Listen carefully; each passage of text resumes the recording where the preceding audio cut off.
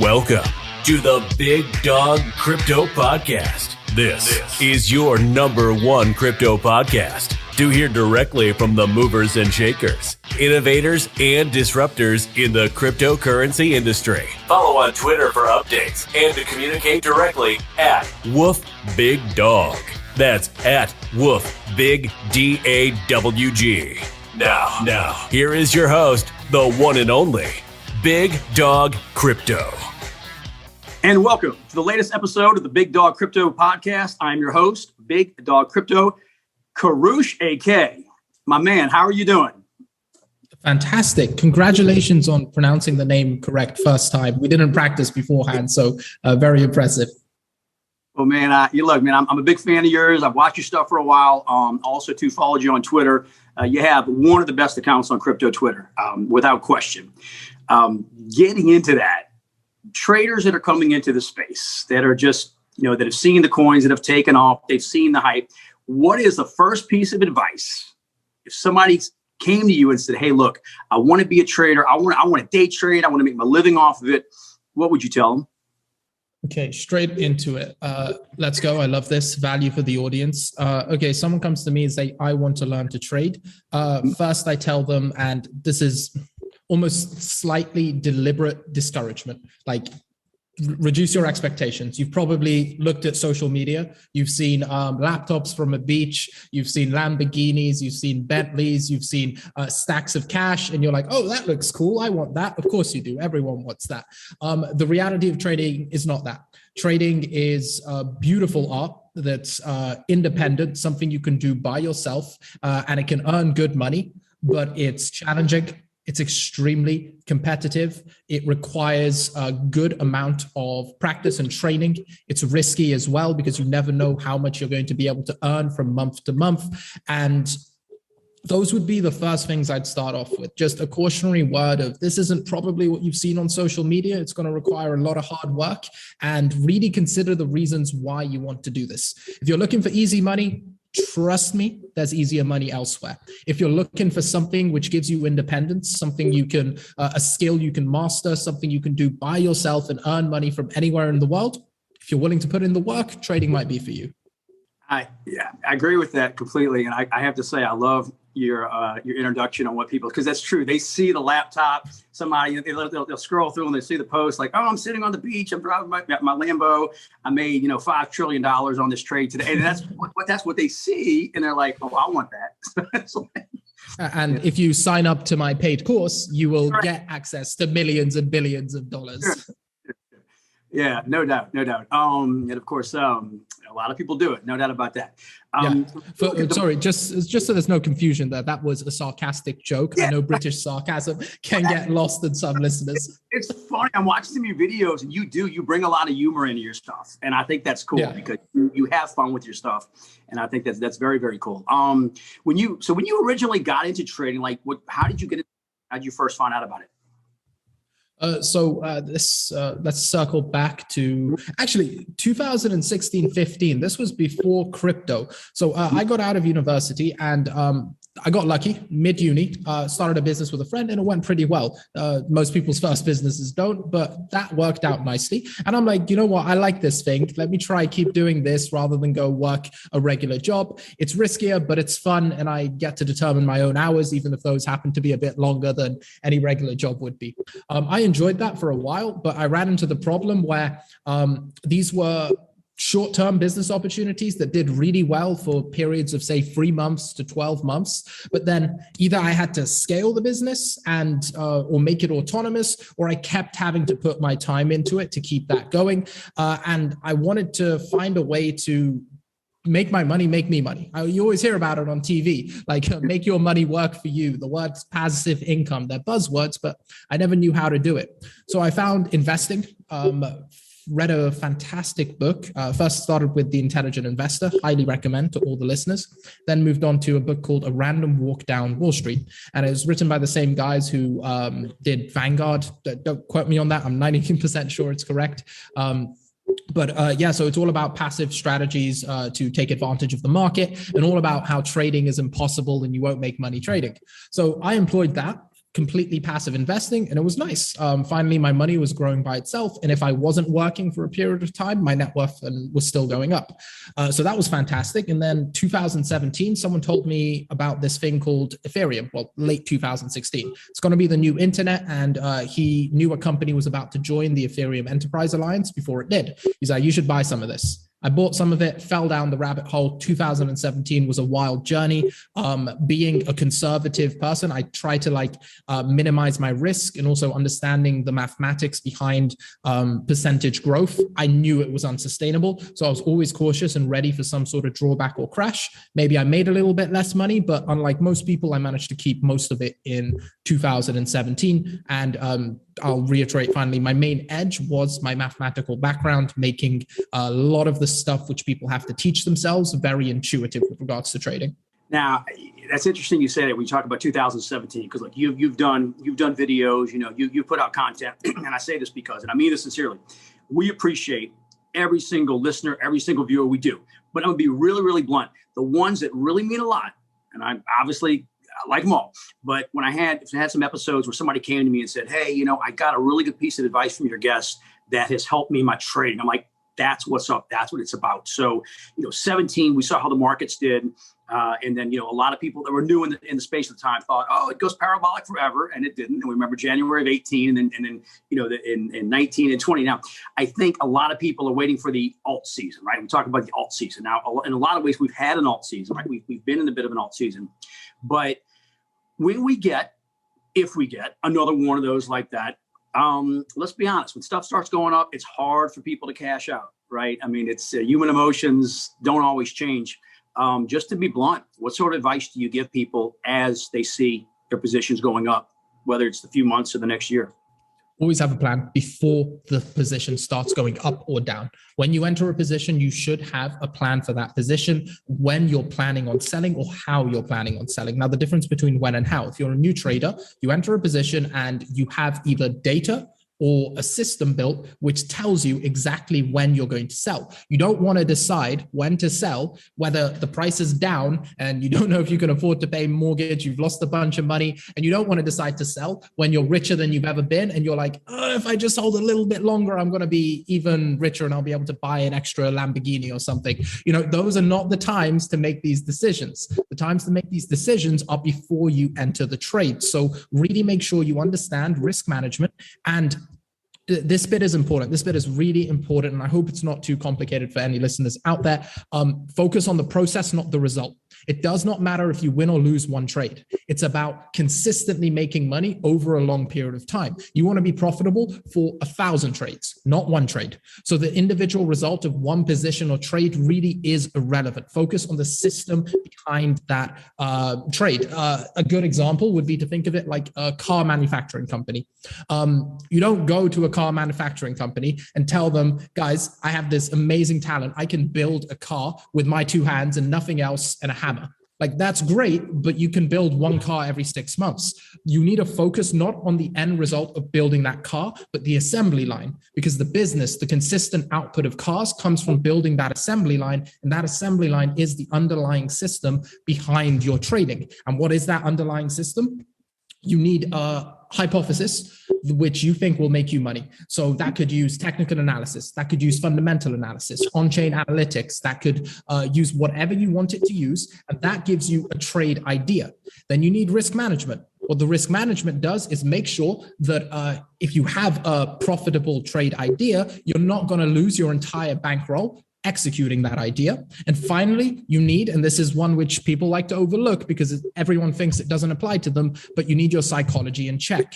The biggest battle in trading in this game is your own psychology. Even if I give you the best trading system in the world, what's the point if you can't stick to it because you get greedy or fearful or stressed, or you get, God forbid, like super ill. If you get really ill and your emotional state crashes and you make a stupid trading decision, nothing's going to stop that. So that would be my answer to when to take profit. on a macro level. Now, let me get into the micro and give some potential strategies people can use. So ways I've seen people be able to build systems around how to take profit. If you want to do a more specific active trading strategy, then you can use tools like Fibonacci extensions, trailing stop losses, or set key psychological levels where you want to take profit. That's method one. And then method two, this is my preferred method, especially as you transition from trading to portfolio management, is decide your desired level of risk. So your portfolio is going to be a certain percentage allocated to multiple different assets. Let's just say crypto, cash, and stocks. As crypto heats up, as your profits in crypto go up and up, crypto is going to be a bigger percentage of your portfolio. And I know that that means crypto is going to be really risky. There's a lot of risk coming into my portfolio from crypto. I may want to offset that risk. So I'll move some of the crypto into cash or stocks. So I like to actively manage my risk and let the profit take care of itself by making sure I'm not overexposed anywhere when it goes up. So that would be my answer. Solid strategy. When the markets though do, let's say we enter another bear, would you go into Bitcoin, Ethereum? Would you go into stables? Where would you advise people to advise? But your suggestion. I mean, what would you say? Well, previously, it was a lot easier. You just say Bitcoin and Ethereum, but the market has matured so much now where it isn't as simple as, at one stage it was Bitcoin and altcoins. Then it became Bitcoin, Ethereum, maybe stable coins, and we've got some altcoins, and then we've got some, can I use more vulgar language on this podcast? Is that okay? That's fine. Okay, so we got altcoins, and then we got shit coins as well. So just checking swearing is fine. Yeah. But yeah, so we had shit coins, and now it's at a stage where we've got Bitcoin, we've got layer ones, we've got specific ecosystems within each layer one. We've got the NFT market, we've got the metaverse, we've got play to earn gaming. We've got so many, we got DeFi, how could I not mention DeFi, and several others as well. The market is now so big now and mature that you really just need to focus on the sections you have conviction on and believe in, and then try and build your edge in that section. So actionably, what does this mean? Say we hit a bear market right now. What are you passionate about? What are you interested in? Say it's play to earn gaming, okay? Go find out all the good sources of information on play to earn gaming. Follow the market, keep a pulse on the market. Now you have a better idea of what's going on in the play to earn market than most people out there. Combine that with a little bit of technical analysis, so you know how to spot trends, you know how to spot key levels in the market, and then identify the projects that you think are going to be positive expected value. Don't overexpose yourself, manage your risk, see if you can build a profitable system, and then play into those areas. So it really is about cultivating an edge. That would be for the listeners that really want to get involved. Now, if you don't have that much time, then firstly, understand you're going to lose in the market to someone who does have that much time, and take a more passive strategy. So this is where you win by not trying to guess anything. So when you're not trying to guess anything, you just take a more diversified portfolio. Bitcoin is the number one asset right now. Bitcoin is, I think, what's the Bitcoin dominance at? Let's say 50% of the market is Bitcoin. When Bitcoin goes up, everything tends to go up with it. And when Bitcoin goes down, everything tends to go down with it. If you want crypto exposure, Bitcoin is one of the best places to be right now, and a little bit of Ethereum alongside that, I personally like. This is if you know nothing. If you know absolutely nothing about crypto and you don't have time, Bitcoin, Ethereum, build the position there. You have your crypto exposure. Don't try and guess how far up it's going to go, how far down it's going to go. Just take on as much crypto risk as you want in your portfolio. Can I segue into defining risks for people so they understand what I mean by it? So risk, I firmly believe that risk and reward are correlated. When you want to make money, you just make your portfolio riskier. Most assets, if you pick the right asset class, are going to trend up over time. Stock market's done it for the last 150 years. Bitcoin's done it since its inception. Specifically, I'm saying Bitcoin, Ethereum. A lot of cryptos have disappeared, but this is talking about the macro, like an index of the market. So the more risk you take on, the more room for upside and downside you have. So listeners, if you're looking at this, I'm drawing a like squiggly line going up. So that's your risk. It's going to be a very squiggly line going up and down if it's high risk. If it's less risk, it's going to be a smoother line going up and down like that. So the general strategy is when you have a high risk portfolio and it swings up and you get a huge gain, you reduce your risk. So you get to the upper side of standard deviation within how much money you can make, then you reduce your risk and you keep yourself there. If you want to keep going higher, you've got time on your side, you're young, you don't have much commitments, you can take more risk. If you don't, you take less risk. Hopefully that was clear and useful to the listeners. I'm listening to you. I'm thinking, this needs to be like required watching and listening because it's spot on. I mean, there's the whole risk reward thing. I think so many people don't get that. And the way you just described that, that's exactly what's up. And I feel like if more people looked at that coming into the space, right, it might help them more. But, sometimes you have to learn trial by fire. But no, I agree with that, man. Yeah, almost all the time you have to learn trial by fire because no one believes you. No one believes you. It's difficult. Hey, listen, my neighbor Joe, he just made 500K aping into Dogecoin. I'm going to listen to Joe, not you telling me I can't make 500K. No one wants to listen to the guy telling them it's probably not going to be you who wins the lottery. They want the laptop on the beach in the 87-room house because they bought a crypto chip for 1,000 and sold it for $1 million. Speaking of that, the whole NFT space, I try and explain to people that are getting into the space that why they matter. But we talk about all the things with NFT, and I'm big on the artist rights and be able to track everything that's coming in when somebody has content. To me, that's so important. How would you explain to somebody getting into the space that says why do NFTs matter? How would you explain that to them? Are we specifically referring to art and collectible NFTs here, like CryptoPunks? Yeah, I'm kind of bringing it up. I guess I'm saying in general, I think for crypto people, we always, we deal with it on a daily basis and in different aspects. But I think somebody that has no knowledge about crypto whatsoever, right? And they say, I heard about an NFT, and they say, well, what is it? Or, they've heard the name, right? But how would you share with them that it's going to help them? You know what I mean? Like down the road, how would you, So I'd start by defining an NFT. NFT is, I want to make it as simple as possible so absolutely anyone can get it. The simplest way to understand NFTs is if we go specifically to the PFP collectible type market. And I'll say right now, there's actually a lot of use cases for NFTs outside of that, but this is the easiest place to understand. And then you've probably seen on the news that CryptoPunks is selling for, there was an offer not too long ago that was actually rejected for $30 million for one CryptoPunk. Now, let me put this in context. The Aston Martin DB5, if anyone's familiar with this car, it's one of the most iconic James Bond cars. And I'm pretty sure there's only 7 copies of this car available. It's less than 10 mil. Yeah. And we've got 10,000 of these punks, and one of them is selling for 30 mil. Maybe they're worth 30 mil. Maybe they're worth 200 mil. They are an iconic moment in history, but the point is they are worth absurd amounts right now. And people get confused. Why are they worth so much? And the reason is because it's representing this new form of ownership. People love to own stuff. Why do you want to own the Aston Martin DB5? You can own any car. It's because humans like to own stuff. Why do you want to own the Mona Lisa? Same thing. There's a level of prestige to owning it. It's like this primal thing where it makes you happy. And now we've got almost a new sensation, and you can only experience it if you actually buy an NFT. And who was it who said this to me? A DCL blogger. He was on my own podcast, and he mentioned people don't realize that you actually have to buy an NFT. Go spend $15 on an NFT to understand digital ownership, because we've never been able to own anything digitally before. It's a completely new sensation. Now, to the people that say, and I know anyone who's new to NFTs, I don't understand why it's valuable. I can just screenshot it. I can just save the JPEG.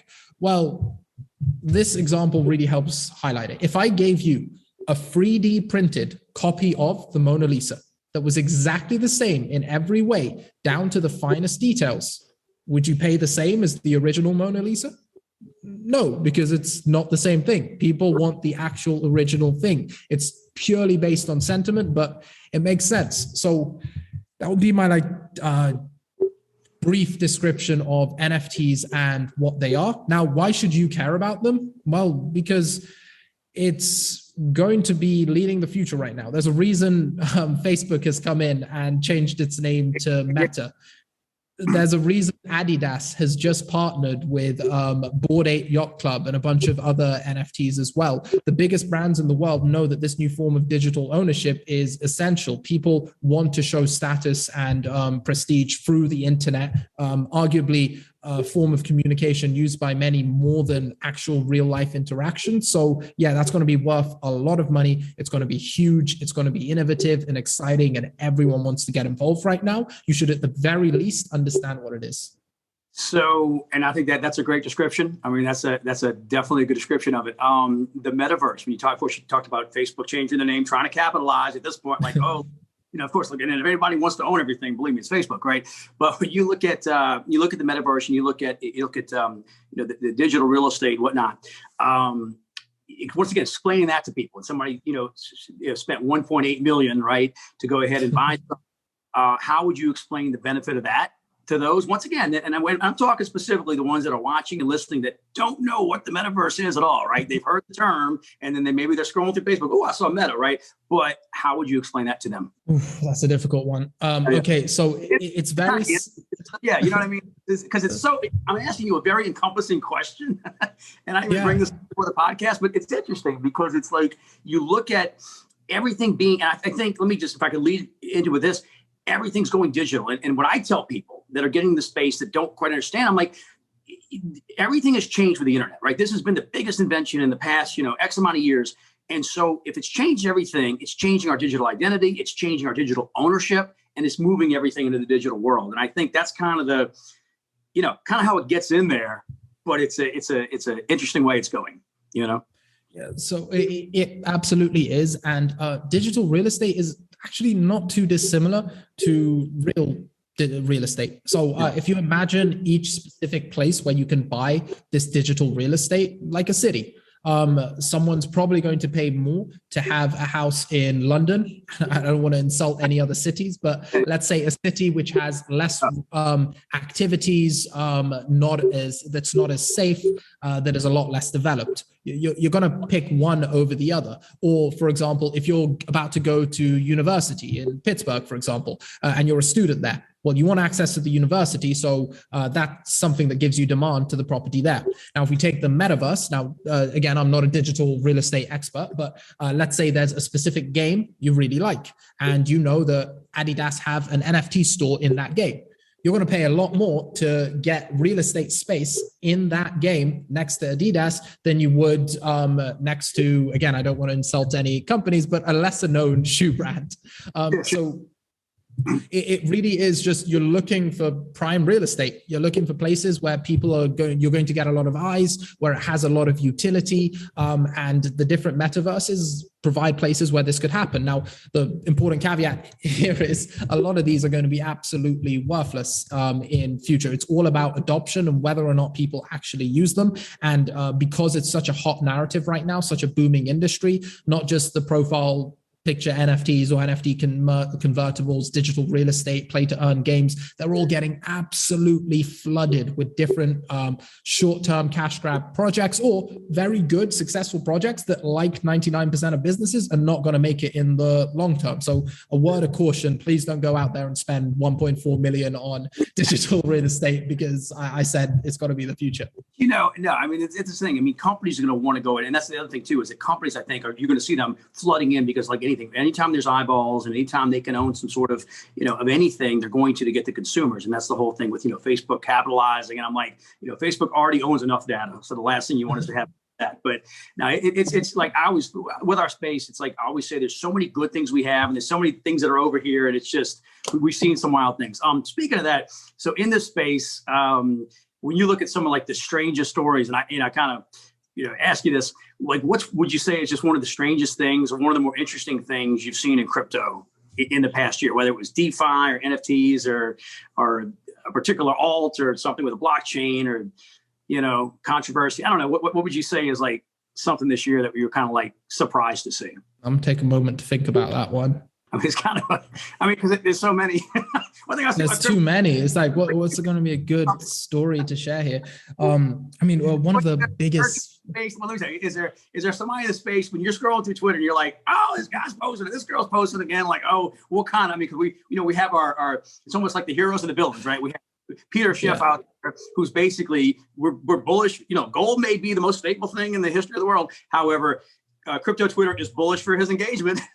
So it's like, it's with certain people you see in your feed, you know what I mean? You're like, oh, what is this again? Yeah, 100%. I mean, I definitely don't have anything bad to say about anyone. I mean, maybe one of the things that surprised me the most is how much the crypto space, people have become micro celebrities here. Like, there are so many accounts out there now with 200 plus K followers. That's a lot of people. That's a huge amount of followers, and they are all over the place. And these are accounts that were 10, 15, maybe 20,000 followers back before the March 2020 crash and the following bull run. The mass adoption and the speed of adoption, the fact that this is crazy. All of the biggest people, it's like not all of them, so many of the biggest people I used to look up to as some of the biggest names in the space have either joined crypto or I've personally had the pleasure of working with them, and it's just blown my mind. So weirdest thing that's happened would definitely be that.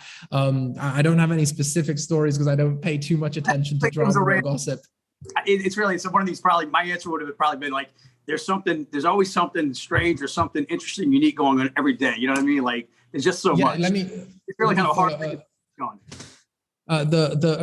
This is easily the biggest one, the Dubai boxing event. Did you follow this at all, Big Dog?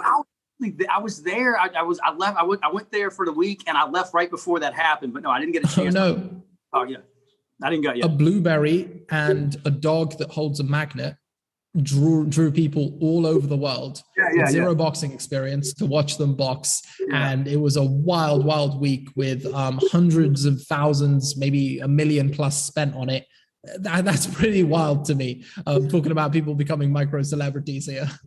But that, it's interesting you say that, because that was specific. Okay, and I always say crypto Twitter is a family. Like, it really is. And it's interesting because having been here a while and you've been here a long time, it's like you just get to know the people, you get comfortable. It's other sorts of social media. One thing, you get on Twitter and it's like, I'm in my comfort zone. You know what I mean? Like, I love scrolling crypto Twitter.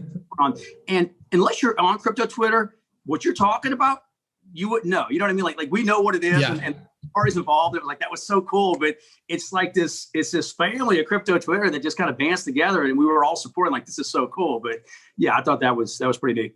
It was cool. So it really is like a beautiful community and family that's doing amazing stuff, charitable stuff, innovating, really pushing the space forward, bringing new people on. I think everyone is important. People like you making amazing podcasts like this. You told me before the show, this is something you felt people didn't have in 2017. So you're doing your bit. I'm sure all of your listeners appreciate it. The people out there making educational content, the people out there building, everyone makes this amazing community what it is. You know what? Look, man, I appreciate that. Like I said, I really enjoy your content. I appreciate I could reach out to you, and you're like, yeah, come on. And it's kind of like, that's the whole thing. I do feel like we support each other. And I know, like, when people send me messages, I try to answer best I can. And I found that for the most part, crypto Twitter will absolutely, like, if you're cool with them, they'll be cool with you. And we want each other to succeed. And I think that's kind of why it's a really cool space. Well, let me ask you, so kind of a little bit on the personal side, what would you say if you're going to go to any country right now, you had a plane, you're jumping on, what country would you want to visit? I haven't been to Japan yet. Japan is so high on my list. The reason I haven't is because crypto has been so all-encompassing, and I can't do a half-assed trip to Japan. It has to be a full trip where I see everything I want to see, experience the culture. I'm a huge fan of like manga and anime, which is this Japanese art form. So I really want to fully experience the culture that produced this art, which I love so much. So definitely top of my list. Cool. Yeah, I've always wanted to go there. And when you're working, when you're trading, I love to ask my guests this. I'm generally interested in like what people have on in the background. Like, I'm always like, I either have a podcast or something like. But when you're trading, whatnot, you have music on, you have TV, you have silence. What do you have on in the background? So I like to hyper focus on whatever I do in a scarily obsessive way. So I'll try to block out absolutely everything else on around and just hyper focus. But if I feel myself a little bit fried, I'll put music on. And something actually interesting about that, it's dopamine regulation. So if you understand how your dopamine system works, you can use it to control your willpower. So if you regularly do a task with music or a podcast or something on in the background, that's going to increase the dopamine you get from that specific task temporarily, and eventually it'll reduce down to baseline. So then if you do that activity without music or whatever enhancement you had with it, it'll be more difficult and require more willpower to do. So I find the best way to manage that is on days where you feel you need the extra boost, bring in that external activity. But yeah, in case you haven't noticed, a bit obsessed with efficiency and productivity and however I can gain that. This is required watching, man. That's cool. That's cool. Yeah, I definitely feel that. I have music sometimes, a podcast. And then food wise, what's your favorite food? Get your choice food. What do you eat? No disrespect to any other food. I love all foods. I'm a huge foodie. It's one of my reasons for living. Absolutely love it. Steak would have to be top of the list. I had a period of 6 months where I experimented with pretty much every way to cook a steak and have almost ruined restaurant steak for myself outside of a few specific places in Dubai and London right now. So yeah, steak is definitely top of the list. Absolutely adore it. So with steak, I would get my steak, and some people would think it's terrible. I would cook it like well done. And then my brother who loves, we started like, kind of like you're saying, for a while, he was like every single night he was cooking steak. Oh my gosh, I said, you can't do that. So he's like, you have to have medium. What's the best way to cook it? Medium okay. well. So if you're going well, it really does kill the texture and the flavor of the steak. All the intramuscular fat just completely almost disappears into the fan. So it really does take a lot away from the steak. I think that's why people dislike it. But okay, here's the perfect way I found after so many experiments to cook a steak. If you've got a small cut of steak, say 200 to 300 gram steak, start by leaving it out so it gets to room temperature. Simple, very, very important. If you don't, it's going to be more cooked on the outside and not properly cooked in the middle.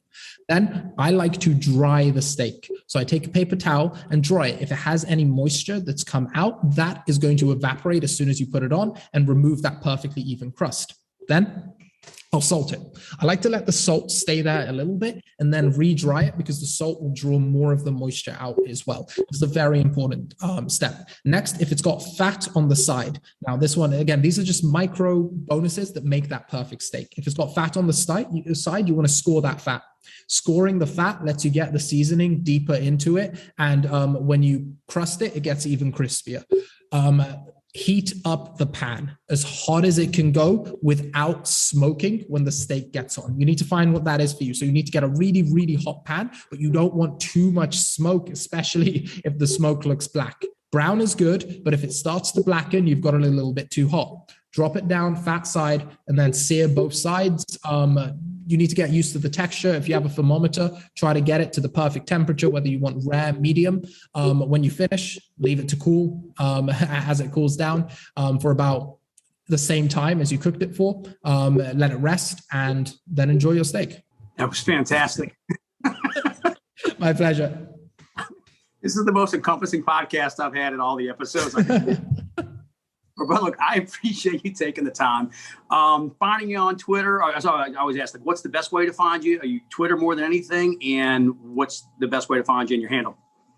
So I've got a lot of platforms, Twitter, YouTube, and newsletter, but I'd actually just shout out one thing to anyone listening. If you guys are looking to learn to trade, right now, my little mini mission is to put out the best trading course on the internet, free or paid, hopefully better than ones you'd have to pay $5,000+ for. It's my final huge way to give back to the community. Maybe not final, but it's something I have to do before I could possibly close this chapter.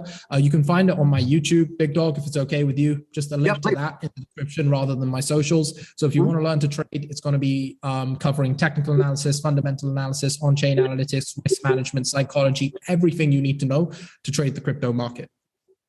Having watched several of your videos, I think it's a great idea. I would recommend anybody checking them out. And as we talked earlier, I do think coming into the space, and I'll leave with this one final question, and kind of to recircle back where we started with, the number one thing, you talked about patience, you talked about a plan, but the number one thing, looking at the next 12 months, looking at the markets, and I guess it's number one, number two, but do you see us going into the bull market? I mean, I'm saying we're in basically the bull market, but do you see Bitcoin hitting its peak and then going down, or what are you seeing in the next 12 months? And this is kind of really for the new people in here.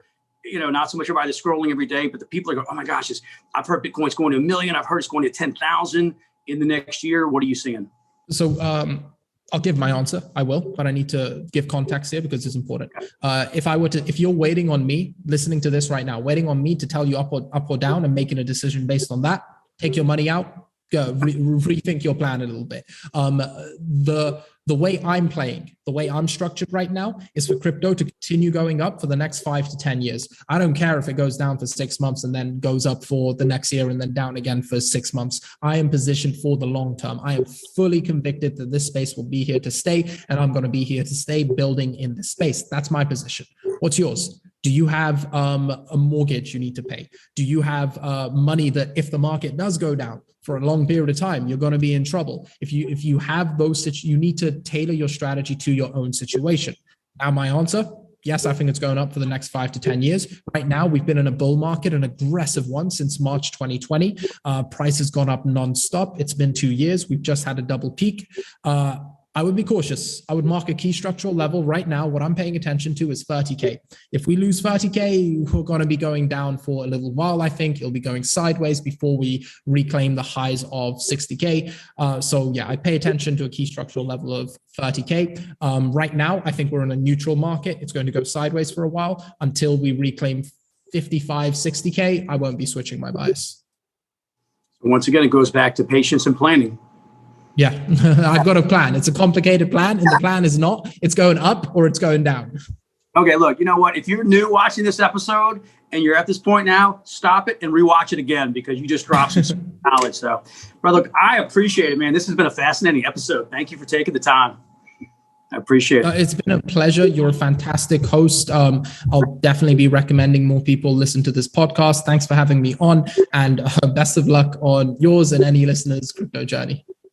Thanks so much for being on the latest episode of the Big Dawg Crypto Podcast. Thank you. You've been listening to the Big Dawg Crypto Podcast. Follow on Twitter at WoofBigDawg.